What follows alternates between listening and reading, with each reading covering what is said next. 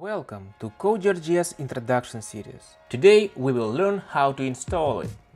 Cogear.JS is available on different platforms: macOS, Windows and Linux. First of all, make sure that you fit the requirements.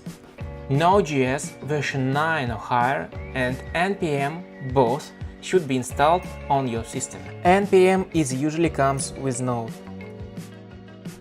For Cogear.js installation, you can use either NPM or Yarn. If you haven't done it yet, please visit Node.js.org, download the latest version of Node.js and install it. NPM will be installed automatically. Okay, now you're ready to install Cogear.js.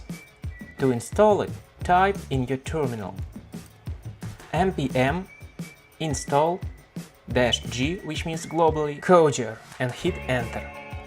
Wait until installation is finished.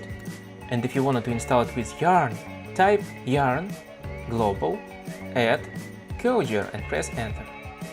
Wait the end of the installation.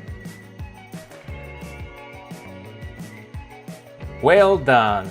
Cogear.js is installed. In order to verify installation, check Cogear.js version.